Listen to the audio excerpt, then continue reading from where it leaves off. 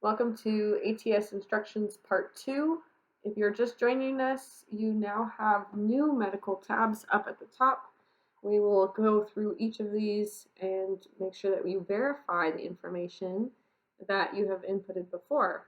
If you are logging in as a returner, you'll need to have logged in with your Authy ID and passcode, and now you will be adding and verifying any new things. So in the medical history tab, we will be adding in if there's any surgeries that you have. You'll add a new surgery. You'll select your surgery date, your body part. In this case for Jane, this was an ACL reconstruction surgery that took place summer last year. So she'll enter in her knee, thigh, type in ACL reconstruction. She'll add her doctor's name. In this case, it was the best doc ever for her. If it's Dr. Smith, Dr. Johnson, whomever it may be. Add that name in, as well as the hospital and the city in which it took place. So a good hospital in San Diego, in this case. Otherwise, it could be something like Mercy Hospital of Massachusetts. You'll save that, and you'll see that it will be added there. And if there's an additional surgery you need to add, please add more. You will also add into this section any other medical notes. This is, for example, with Jane, she reported asthma at the very beginning of this, underneath her general tab. So she's going to explain that a little bit further here. Asthma diagnosed at age 6, no medication. She has a mild allergy to nuts, so she's going to input that. If there's any medication for that, she would add that as well. You'll save that medical history, and it will verify that it's been saved. Paperwork form, this is going to be where we have several different forms that are listed for you that you need to complete. You'll go over to the Forms tab at the top of the page, and we will show you how this is completed. You will select a form name. Jane is an incoming student, so she doesn't have any previous forms, but she'll select form name, sports medicine clinic guidelines from that drop-down tab and press New.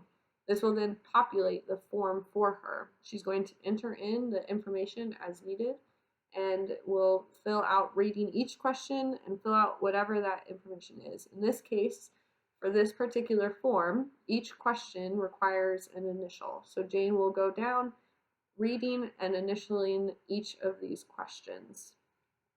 Once she has completed this, then she will make sure to sign. Each form will have a signature section at the end of it.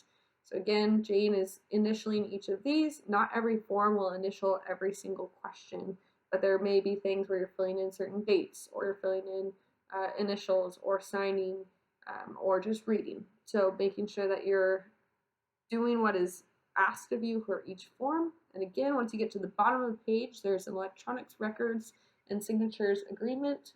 Be sure to check that box, type in the name, and press sign. This will then auto-populate a digital signature for Jane, and then you'll save. If you're a minor, you have to have a parent guardian complete that as well. Underneath the paperwork tab, if you go back to that, it will now show a submitted form for sports medicine clinic guidelines. This will show all of those once they are completed. Choosing the insurance tab, please look at all of the insurance information you've selected, add more insurance if need be, but verify that insurance information at the bottom of the page. Same with the contacts tab, verify that, adding a new contact if necessary. Again, you'll check your paperwork form once you've finished all the other forms, verifying your medical history as well, and again, your general tab, verifying that athlete information additionally. Clicking on the e-files tab, this is where you will find a section in which you can upload all the various documents that we require that may not have a section previously. For example, this would be documents such as your sickle cell test results. That's going to be an important document that we need you to have uploaded prior to your arrival to campus. This is the area you will do so. You will click on the Upload New File option. You'll enter in the various information as needed.